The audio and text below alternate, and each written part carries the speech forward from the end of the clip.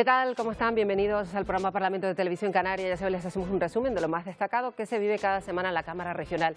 Y en esta que termina, además, ha habido pleno y sesión de control. Al presidente respondió a asuntos relacionados con la economía, la sanidad y las relaciones de España y Marruecos. Torres anunció que el próximo 14 de marzo viajará al país vecino. La cercanía del debate de la nacionalidad, van a verlo, se va notando en el tono de las intervenciones de los grupos. Y las quejas en materia de vivienda aumentaron el año pasado un 64%, según el informe del diputado del Común, que ha pedido que por ley se prohíba vender vivienda pública y cree además que es insuficiente el paquete actual. Las quejas en dependencia siguen siendo mayoritarias, aunque disminuyen con respecto al año anterior. Y además la institución califica de intolerable la cita previa obligatoria. No puede ser obligatorio. La persona que va a una administración pública no se le puede impedir entrar. Un vigilante de seguridad que impida entrar a una persona a la administración pública por no tener cita previa. Esto es inadmisible. Y el consejero de Sanidad, a petición del Grupo Popular, habló sobre la situación de los pacientes con el alta médica que siguen viviendo en hospitales públicos. Son más de 480. Un problema estructural, dice Trujillo, con solución compleja y que se agrava por la falta de plazas sociosanitarias. 64 votos a favor. Queda aprobada el dictamen de la Comisión por unanimidad. La nueva ley del Sistema Público de Cultura se ha aprobado, ya hemos escuchado, por unanimidad. Canarias se convierte en la primera comunidad autónoma que blinda por ley un porcentaje fijo para la cultura en su presupuesto, que además va a ir creciendo hasta alcanzar en 2030 el 2%. Y en esta semana de pleno ha habido muchos asuntos que hemos abordado con el invitado del programa, Manuel Domínguez, portavoz del Grupo Parlamentario Popular, que habló además sobre las iniciativas que presentaron en esta semana por parte de su formación y otros asuntos que marcan el final de la legislatura.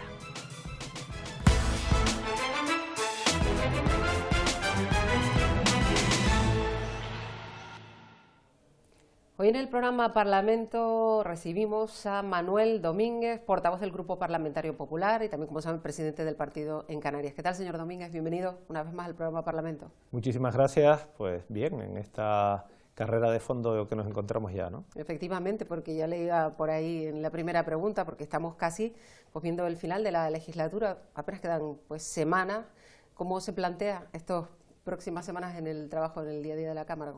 Bueno, la verdad es que viene un momento importante, que es el debate del Estado de la Nacionalidad. Vemos que quizás no sirva para resolver muchas cosas, porque al final cada uno va a poner sobre la mesa su posicionamiento y el Gobierno apenas tendrá semanas, porque se disuelve la Cámara, porque el Gobierno ya está dando esas últimas pinceladas de final de legislatura, con lo cual no sé si nos va a valer para mucho, pero quizás es una puesta en escena y cómo no, una apuesta de nuestras formas de ver lo que ha sucedido y cómo resolverlo de cara al futuro de cada una de las formaciones políticas. Efectivamente, el debate del Estado de la Nacionalidad adelantado a final de febrero va a ser una de las citas más importantes de cuantas quedan de aquí al final de la legislatura, pero bueno, esta semana ha habido un pleno en el que ha participado precisamente nuestro invitado, preguntando por una cuestión que va a ser noticia probablemente, y todo pues en medio de esas relaciones España y Marruecos, ese reciente viaje de Pedro Sánchez al país vecino y ahora esta inminente visita del propio Ángel Víctor Torres. Y ustedes le preguntaban, usted mismo, señor Domínguez, al presidente sobre este viaje y sobre todo las repercusiones que pueda tener para Canarias. Bueno, le preguntaba concretamente si iba a hablar de lo que realmente nos preocupa a los canarios, que es de las aguas, es del Sáhara, es de la inmigración.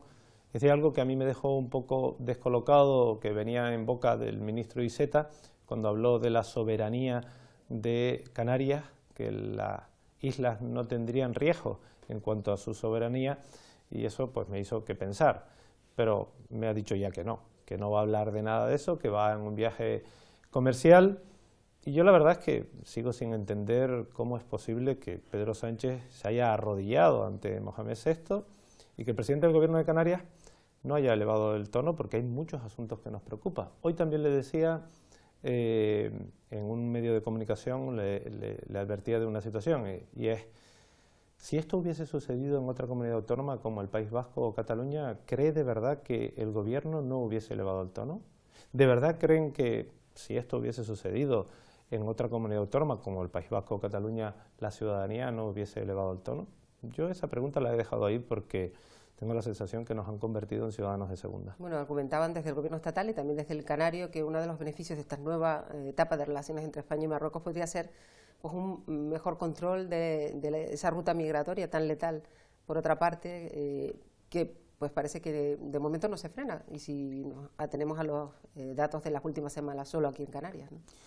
Bueno, han sido unos 122 millones de euros los que ha invertido el Gobierno de España en control de esas fronteras, y yo no le he visto la efectividad, porque como bien decías, hemos sido noticia mundial en estas últimas semanas porque han vuelto a fallecer personas que vienen a engordar esas cifras de más de 4.000 personas que han muerto intentando llegar a nuestras costas, con lo cual es un drama humanitario, es una situación gravísima en donde no se está poniendo solución y donde parece que quieren mirar hacia otro lado. A eso me refería cuando, si en otras comunidades autónomas sufriesen lo que estamos sufriendo en Canarias, el tono hubiese sido el mismo. Vamos a hablar, si le parece, de sanidad, que ha sido uno de los asuntos en los que más ha argumentado el Partido Popular en contra de la gestión actual del Gobierno. En este mismo pleno pues le han preguntado por varias cuestiones concretas al consejero. Han, de hecho, pedido la comparecencia del consejero para que explique algunos asuntos, uno relacionado con el Hospital de La Palma y otro pues con esa cuestión que llevan reivindicando de la presencia de personas mayores que no tienen plaza sociosanitaria y que lamentablemente tienen que seguir viviendo en centros hospitalarios. Llevo un año ahora como presidente del Partido Popular en Canarias, un año como portavoz del grupo en el Parlamento y un año preguntando por la sanidad en todos los plenos. O bien lo hago yo en primera persona, o bien lo hace algún compañero, en este caso nuestro portavoz Miguel Ángel Ponce, y en todas las respuestas que hemos obtenido es que la situación es buena. Por lo tanto, mientras no entiendan que la sanidad ha fracasado, que el sistema necesita un cambio, seguiremos teniendo los problemas que hay. Hoy en día hay 457 personas viviendo en los hospitales, algunas de ellas durante más de 11 años, aún teniendo la alta médica. ¿Esto qué quiere decir? Quiere decir que hay personas que no están siendo bien atendidas, no por los profesionales, sino porque el servicio de una cama sanitaria no es la misma que un servicio de una cama sociosanitaria, y por otro lado, que hay personas que necesitan una intervención quirúrgica que no se le puede atender porque no hay camas donde poder hospitalizarlas, con lo cual hay un cuello de botella importante que viene vinculado entre la sanidad y la parte sociosanitaria. Y el Partido Popular lo ha dicho en múltiples ocasiones. Le hemos dicho, quite usted de la parte de derechos sociales la parte de sociosanitaria, vincúlelo a la parte sanitaria y verá cómo el problema empieza a solucionarse. Pero insisto que mientras no reconozcan el error, no habrá solución factible para mejorar la situación de la sanidad. De hecho, los hemos escuchado a usted y a miembros de su grupo parlamentario proponiendo incluso planes sanitarios alternativos y ofreciéndole al Gobierno, bueno, algunas de sus ideas para que las acoplen en este momento o cuando menos que las tengan en cuenta. Hemos presentado un plan de rescate. Cuando las cosas hay que rescatarlas es porque están mal. Un plan de rescate de la sanidad canaria con 64 medidas en donde hemos advertido de situaciones como, por ejemplo, la gerencia única. ¿Eso qué significa? Hoy en día, si yo vivo en el norte, tengo una lista de espera distinta que si vivo en el sur de la isla. Pero no solo en Tenerife, en Gran Canaria, o si eres de Lanzarote o de Fuerteventura, o si eres de La Palma o del Hierro o de La Gomera. En función del hospital que te corresponda, las listas de espera son distintas. Y nosotros entendemos que no puede ser así, que tiene que haber una gerencia única, que no se te puede atender en función del lugar en el que residas. Por otro lado, vemos cómo es necesario la vinculación, como dije anteriormente, de la parte sociosanitaria con la parte sanitaria. Eso es fundamental para de una vez por todas acabar con esa situación de necesidad de camas sanitarias que hay hoy en día en nuestros hospitales. Y luego hay una tercera pata, que es o son las infraestructuras. No es de recibo que el Gobierno tenga cesión de terrenos de manera gratuita por muchos ayuntamientos y no se ha llevado a cabo un plan de infraestructuras sanitarias, que también son sociosanitarias, pero me refiero en este caso a las sanitarias, en donde el Gobierno tiene recursos económicos, porque el año pasado no se gastó todo el dinero que tenía, y donde tiene suelo disponible para poder ejecutarlo.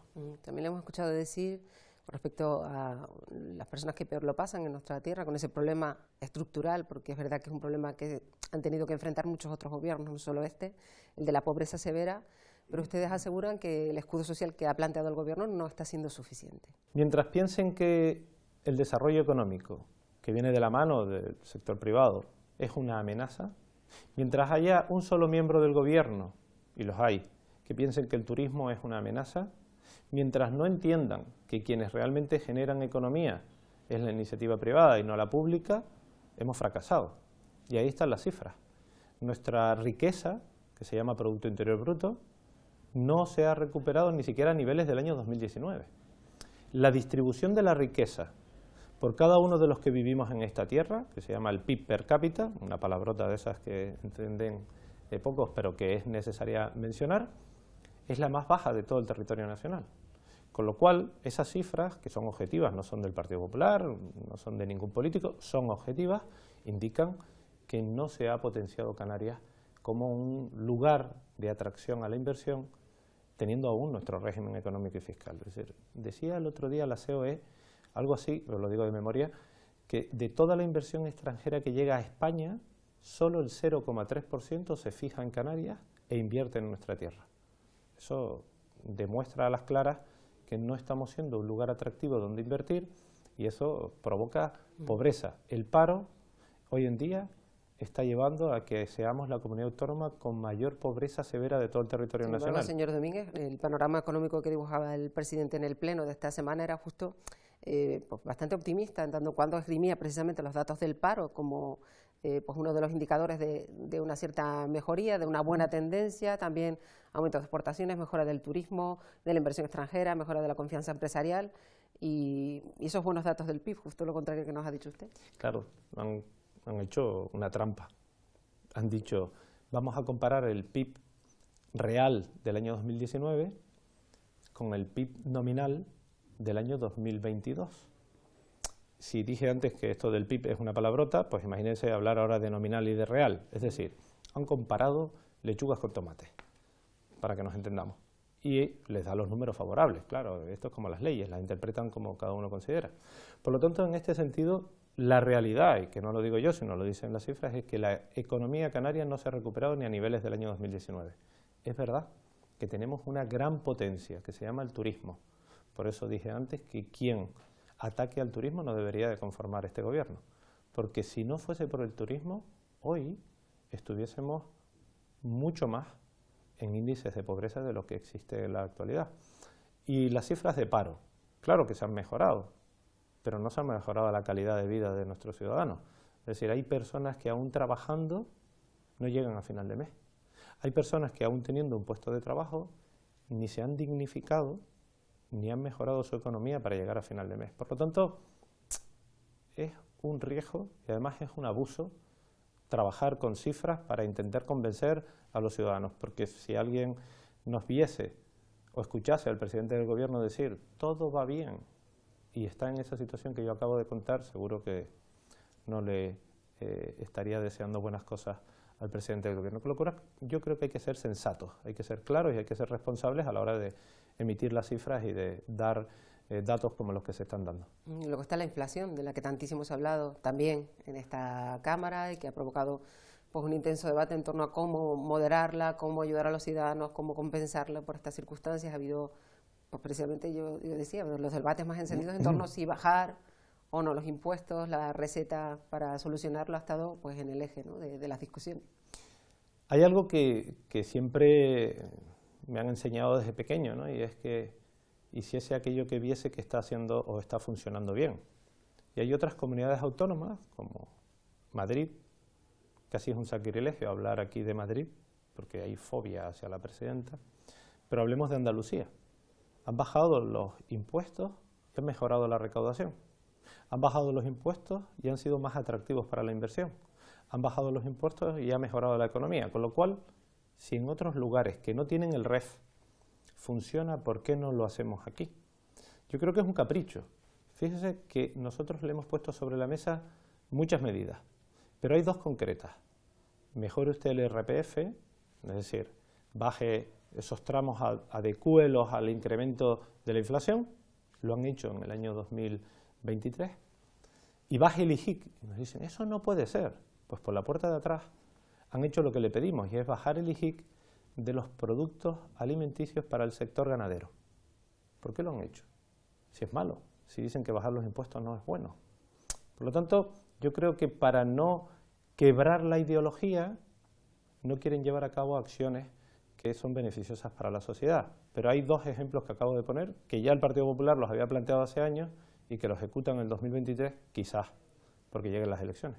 Está claro que este asunto va a ser uno de los que marquen este final de la legislatura, en tanto cuanto es uno de los que más se hablan en la calle, al margen de la sanidad, que ya la hemos tocado, y otras cuestiones que afectan a los ciudadanos en primera persona, ¿no? Yo creo que hoy en día en Canarias existen tres graves problemas comunes.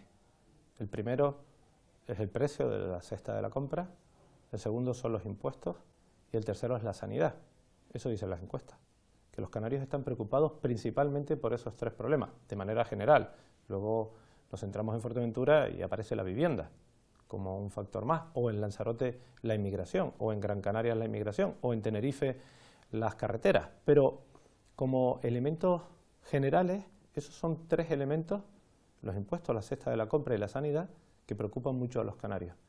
Tres acciones o tres situaciones de las que hemos hablado profundamente desde el Partido Popular y no como crítica. Hemos puesto soluciones sobre la mesa, pero todo lo que lleve el sello del Partido Popular no es aceptado por este gobierno. Luego hay otras cuestiones que también tienen un hondo impacto en la sociedad por su impacto en el día a día de muchas víctimas. Estamos hablando de la famosa ley del sí, de la que se ha hablado también mucho esta semana, y también aquí en la Cámara Regional se le ha preguntado a la consejera de Derechos Sociales por todo lo que tiene que ver con esta ley y su apoyo o no a lo que va a ocurrir. Bueno, sí, ha sido María Australia quien ha formulado pregunta al respecto. Yo soy padre de dos niñas, de dos niños. No me puedo imaginar lo que puede sentir un padre o una madre con respecto a esta ley cuando ve que quien ha abusado de su hijo o de su hija se le baja la condena, por un error en una ley. Y quizás eso no es lo más grave. Lo más grave es que el capricho de algunas personas, por no reconocer que hay un error, sigue manteniendo esa situación para que hayan personas que están condenadas y que vean mermada esa condena por culpa de un capricho, de un empecinamiento, de una ideología de determinadas personas, que se atreven a decir que hay una buena ley. La ministra Montero dijo, esta es una buena ley que es mal interpretada por los jueces que son de ultraderecha. Esta señora se tenía que haber marchado, no del gobierno. Si puede irse de España, mejor, porque esto es una aberración. De verdad, yo creo que es una aberración. Y lo único que esperamos, y ahí está la mano tendida del Partido Popular, es que se corrija y le vamos a apoyar para que se corrija, para que no haya ni un solo condenado más que vea cómo se merma esa condena. Bueno, señor Domínguez, nosotros cuando hablamos con los diputados nos gusta que las personas que nos ven entiendan que, y lo hemos comprobado con usted, que sus problemas, los del día a día, sí que se abordan aquí en la Cámara Regional, que no es un lugar en el que se hable de otras cuestiones que no sean esas, la sanidad, la educación, la economía, la cesta de la compra. ¿Qué es lo que queda por delante en estas últimas semanas y qué espera, sobre todo, de estas próximas semanas? ¿Se va a intensificar el debate con la cercanía de las elecciones? Bueno, yo primero quiero agradecerles que hagan trabajos como este, que acerque el trabajo ordinario y diario del Parlamento, porque el Parlamento no es un ente abstracto separado de la realidad, por mucho que muchos se empeñen, para la redundancia, en hablar de que aquí se hace poco y que se trabaja muy lejos de la realidad. Eso no es verdad, no es verdad. Y no porque yo sea diputado, yo estoy aquí porque lo he hecho de manera voluntaria. Con lo cual creo que aquí hay mucho que hacer para solventar los problemas de nuestros ciudadanos. ¿Y qué va a pasar de aquí a final de legislatura? El debate va a ser el mismo, yo creo que ya me conocen, al menos en el que a mí me corresponde o a mi grupo. Saben cómo soy un poco apasionado en determinados momentos, siempre guardando el respeto, pero defendiendo los intereses de quienes represento, que no son otros que los canarios. Y ahí siempre voy a estar intentando cometer los menores errores posibles y defendiendo los intereses de la mayoría de los canarios que estén en mis manos. Dice usted que es vehemente en las formas, pero bueno, la mayoría de los diputados de diferentes grupos sí que han coincidido en marcar una diferencia en el trabajo conjunto y en la colaboración incluso entre todos los grupos políticos, pese a las diferencias, y en el buen ambiente, si lo podemos comparar a lo mejor pues con el Congreso de los Diputados. Aquí se trabaja de una manera un poco más relajada, por así decirlo, ¿no? Sí, la verdad es que hay que reconocer que aquí hay buen ambiente, Yo el día que tomé posesión como portavoz y como presidente del partido en Canarias, lo primero que hice, y lo hice públicamente, fue decirle al presidente del Gobierno de Canarias que el Partido Popular era un aliado, no un enemigo, y que íbamos a apoyar todo lo que entendíamos que era bueno para Canarias y no lo que entendíamos que era malo, y que íbamos a poner sobre la mesa iniciativas para que las apropiase y que las aplicase. A partir de ahí empieza el posicionamiento de cada uno y demás, pero siempre ha habido respeto y yo espero que siempre lo haya. Yo fui diputado nacional y hace pocas semanas tuve la oportunidad de defender los intereses de los canarios en el Congreso de los Diputados y un señor que trabaja en el Congreso me reconoció, me preguntó dónde estaba, le dije que aquí en el Parlamento de Canarias y me dijo, le voy a dar un consejo, no vuelva por aquí, esto se ha convertido en un circo. No lo dije yo. Con lo cual, esas palabras a mí me frustran, de verdad, porque no puede ser que hayan convertido, y ahora lo he dicho bien, hayan convertido a la política en lo que lo están convirtiendo. Bueno, pues señor Domínguez, todavía algunas semanas por delante de mucho trabajo en el Pleno, con ese debate del Estado de la Nacionalidad, que se va a seguir muy atentamente porque es el último y esto seguramente le da una dimensión aún más importante. Gracias por estar con nosotros un día más. Nada, gracias a ustedes, un placer.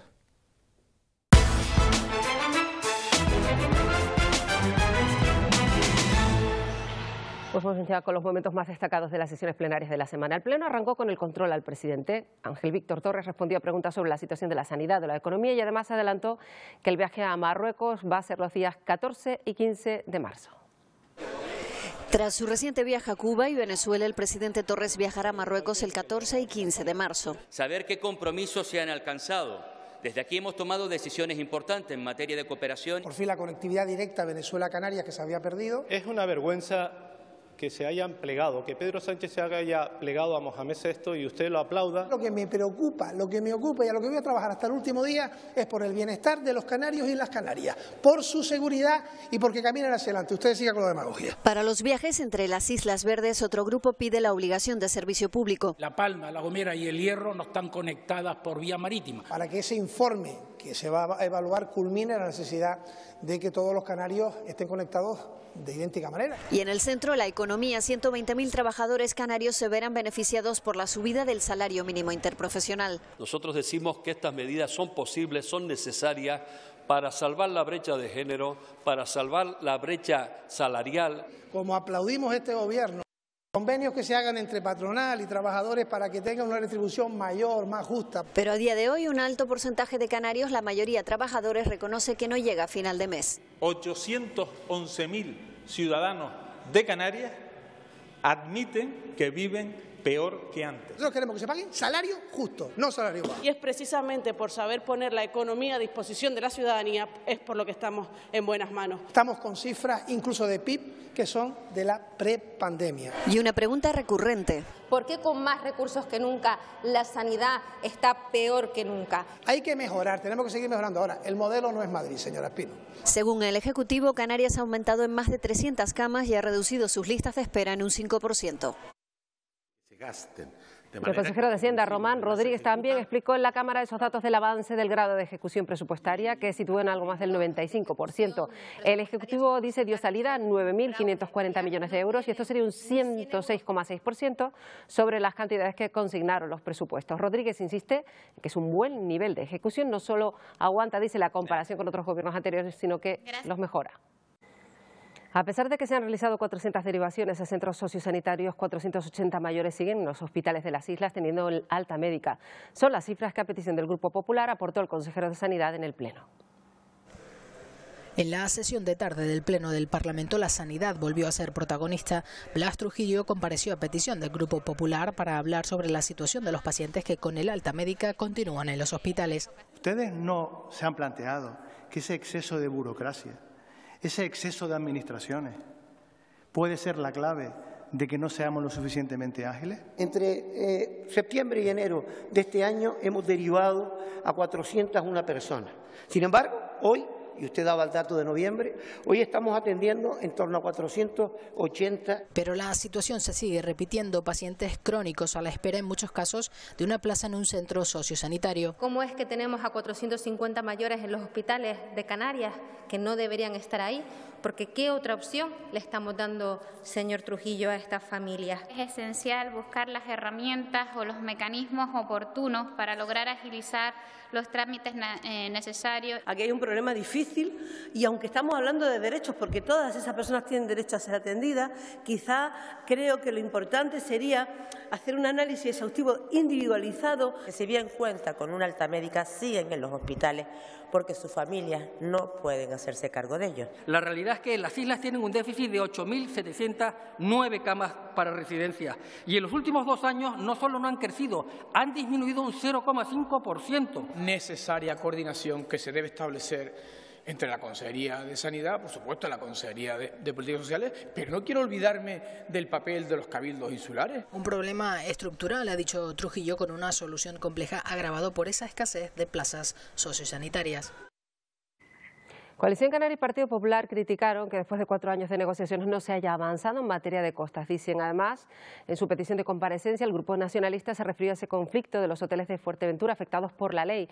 El consejero José Antonio Balbuena se ha mostrado convencido de que el Gobierno de Canarias va a resolver los problemas de las concesiones de los hoteles Oliva Beach y Tres Islas. Ha pedido un informe jurídico con la intención de presentar ante el Constitucional un conflicto de competencias para que sea el Estado el que transfiera a la comunidad todos los expedientes. ¿Qué pasos ha dado la Consejería de Transición Ecológica o el Gobierno de Canarias en decisión colegiada desde la fecha del acuerdo de traspaso? ¿Y cuáles son los expedientes recibidos, si ha habido algún expediente recibido? Porque la recepción de expedientes es clave. ¿Qué posibilidades se abren en estos momentos para la resolución de uno de los asuntos más importantes que afecta de manera directa al turismo, como es la situación de los hoteles de Oliva Beach?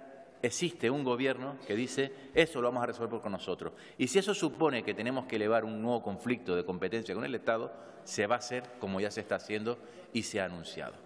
Por lo tanto, esos expedientes los acabaremos de gestionar. Y otro asunto de debate de la semana, la ciudad del cine de Fuerteventura, precisamente. El Parlamento ha rechazado por mayoría la declaración de interés insular del proyecto Dreamland en La Oliva y ha apoyado revisar la ley del suelo. La proposición no de ley que habían presentado los grupos de Coalición Canaria, Partido Popular y Podemos salió adelante por mayoría en todos los puntos, ningún voto en contra. Y la Consejería de Transición Ecológica tiene ahora que emitir un informe de afección ambiental y a la biodiversidad y también realizar un estudio de impacto ambiental. Y el año pasado se presentaron más de 2.900 quejas al diputado del Común, sumadas a las que quedaban pendientes, son más de 4.000 las que ha gestionado la Diputación. En el informe que han presentado esta misma semana, las quejas por falta de vivienda están en el primer lugar. Que el problema de la vivienda se ha generalizado en Canarias es algo que ya sabíamos. La preocupación por la falta de oferta se traslada también al diputado del Común hasta el punto de aumentar las quejas en un 54% y de protagonizar en exclusiva un futuro informe. Tener un parque de vivienda amplio y además que la legislación prohíba vender la vivienda pública. Debe ser el 1% de la población afectada. En Canarias, 33.000 viviendas. ¿Cuántas tenemos? 16.000. Faltan otras tantas.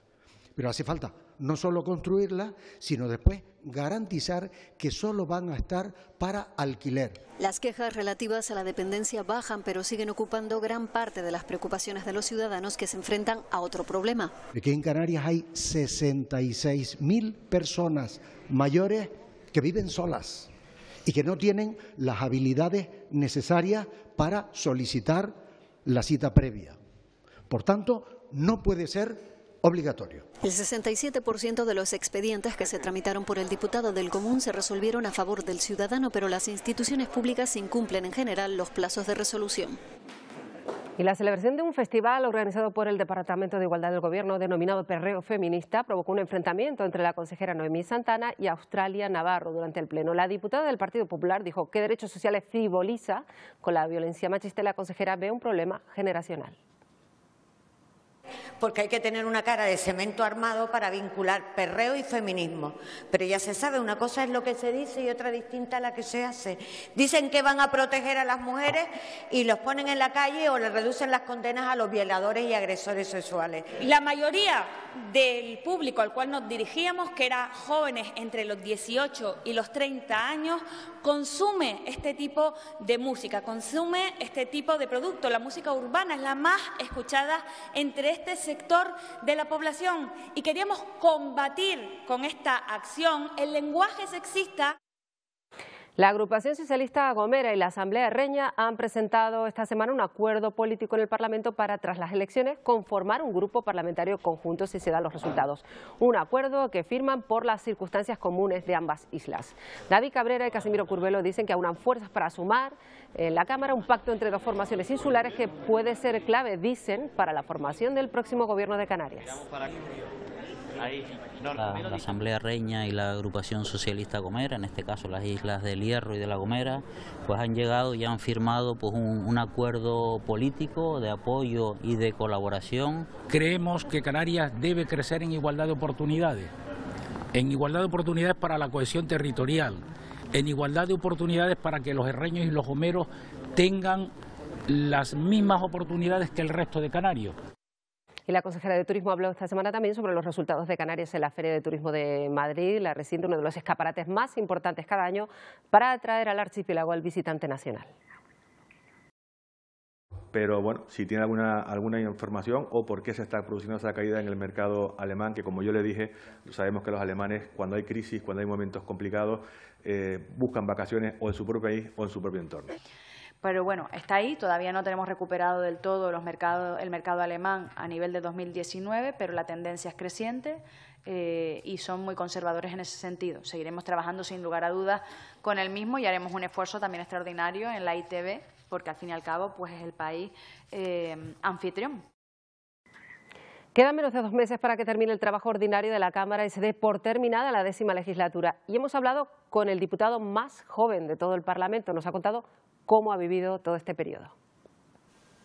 Se termina la 10ª legislatura, que ha sido muy especial para David Godoy, del Grupo Parlamentario Socialista. Es el diputado más joven de la Cámara a la que accedió tras las elecciones de 2019 con apenas 24 años. Para él, estos casi 4 años de trabajo en el Parlamento han sido una gran experiencia profesional. 4 años llenos de retos, también de crecer políticamente, de aprender mucho, tanto de lo que es la política en Canarias como de mis compañeros. Sobre todo una etapa que ha sido apasionante, con muchos retos, de donde ha pasado de todo en esta legislatura y eso también nos ha afectado la actividad del Parlamento de Canarias. Y me ha sorprendido por eso, por el buen trato que tenemos entre todos los diputados, por todos esos problemas tan sencillos que en algunos casos se pueden tratar incluso de banales, de la gente de la calle que se ve que no puede llegar a final de mes, que no tiene cómo acceder a la sanidad, que no tiene cómo acceder a la educación, y eso se trata en el Parlamento de Canarias. Nos preocupamos por los problemas de los canarios y las canarias y yo creo que en esta legislatura ha sido especialmente más sensible con todos esos problemas que tienen los canarios en su día a día. Tiene claro los momentos con los que se queda de este periodo tan complejo. Me quedo con 2 leyes, una de ellas que sí he podido participar, como es la ley de la renta canaria de ciudadanía, una que participé como ponente, que por fin otorgábamos a los ciudadanos de Canarias un nuevo derecho. Éramos la única comunidad autónoma que no teníamos una prestación de este tipo y nos hemos subido a ese tren de los derechos que llevaban a los ciudadanos, en este caso de Canarias, a tener una renta digna con la que poder vivir en su día a día, y también la aprobación de la ley trans, una ley muy esperada. Godoy está a la espera de lo que decida el partido para saber su futuro político. Todo parece indicar que será el candidato socialista para la alcaldía de la aldea de San Nicolás, su municipio natal. Y este sábado se celebró el Día Internacional del Síndrome de Asperger. El Parlamento acogió la lectura de un manifiesto, es esta fecha que se escoge para ayudar a dar visibilidad a un colectivo con problemas para ser reconocido, con un 85% de desempleo, con dificultades para hacer entender a la sociedad que el Asperger no es una enfermedad. Más de 23.000 alumnos presentan en las escuelas necesidades educativas especiales. Algo más de 200 están diagnosticados con algún trastorno del espectro autista. No es, por tanto, una enfermedad mental ni una discapacidad intelectual y por ello no encaja en las categorías establecidas en la provisión de apoyos para las personas con discapacidad. Visibilizar para exigir escuelas más inclusivas que no dejen a nadie fuera. Visibilizar para conseguir oportunidades laborales adaptadas que no dejen a personas con ganas de aportar y capacidades para ello en el desempleo continuo. Una realidad y nos relacionemos con personas que en nuestro entorno laboral, en nuestro entorno educativo, en nuestro entorno social, pues conviven con el síndrome de Asperger, también sabernos relacionar, saberlo, conocerlo. Canarias va a ser la primera comunidad de España en blindar sus presupuestos vía ley, en blindar la cultura. Las islas van a estar obligadas a destinar el 2% a esta materia. Una ley histórica, pionera, que ha sido aprobada además con el apoyo de todos los grupos del Parlamento. Con esta noticia les vamos a dejar hasta la próxima semana. Ningún voto en contra, ninguna abstención, 64 votos a favor. Queda aprobada. Era el momento en el que se daba el visto bueno a la ley que posicionará a Canarias como referente cultural. Esta ley era muy necesaria. Canarias está a la vanguardia de algo tan fundamental como es la cultura. Que los ciudadanos tengan el derecho a tener cultura me parece algo extraordinario. En 2030 la comunidad autónoma blindará la cultura con al menos el 2% del presupuesto anual. Si nos fijamos en el dato económico de este año, Canarias dispone de algo más de 10 millones de euros. En ese caso tendría la obligación de destinar 203 millones a cultura cuando se apruebe la ley. Nos situamos con esta ley a la cabeza en la innovación legislativa en el ámbito de la cultura, crea una arquitectura administrativa que nos permita el uso más eficiente de los recursos, la cooperación entre administraciones. Y se creará un sistema público de cultura garantizando al ciudadano acceder a ella. Nos obliga a establecer una estrategia común en el uso de los recursos públicos y también, por supuesto, el blindaje de esos presupuestos. Somos el primer territorio del Estado que blinda por ley el presupuesto de cultura. E impulsa al archipiélago a la vanguardia legislativa cultural.